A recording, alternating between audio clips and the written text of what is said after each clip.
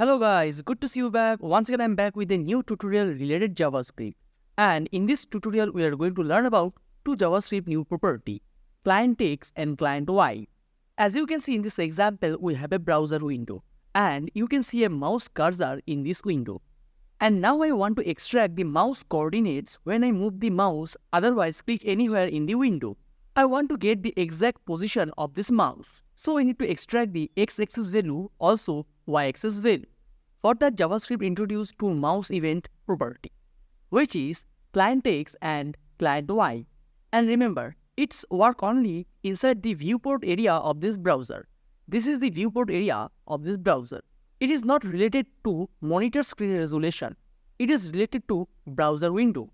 And as I told you, these properties are related with mouse event. So it's going to work only with the mouse events.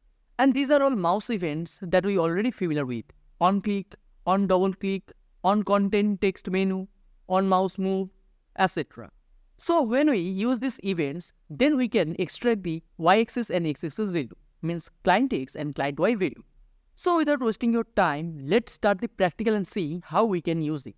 So as you can see side by side, I open my Visual Studio Code editor and my browser using Live Server extension, and I already created an HTML document named index.html. For now, my HTML page is completely blank. At first, I want to extract the mouse coordinates when I hover my cursor on this viewport area. For that, we need to go back to the body tag, and here I'm going to type script tag.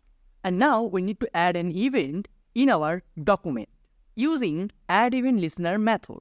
So inside the double quotes, I'm going to type document dot add event listener. Then inside the round braces, I want to add mouse move event, because when I hover my mouse, because I want to extract the value when I move my mouse.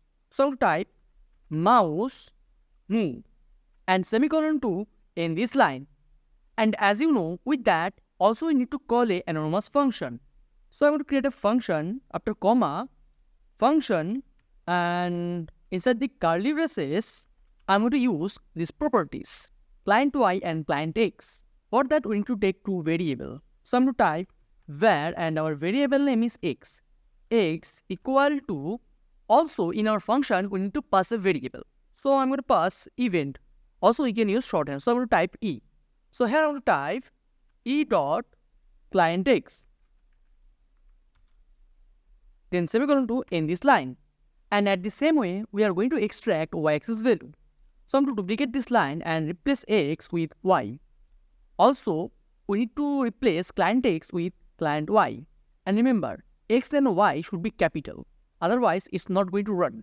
And now I'm going to print x-axis and y-axis value in my console. So I'm going to type console dot log inside the round braces, inside the double quotes, I'm going to type ClientX colon concatenation with x value and semicolon to in this line. And I'm going to duplicate this line, and this time I'm going to print ClientY value. ClientY concatenation with ClientY concatenation with y variable. And before I save this file, I'm going to turn on my console, inspect console. Also, here I'm going to print console.clear.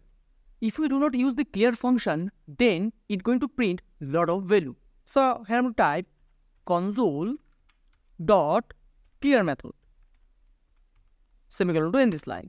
If I save this file and hover my cursor in my viewport area, you can see the value.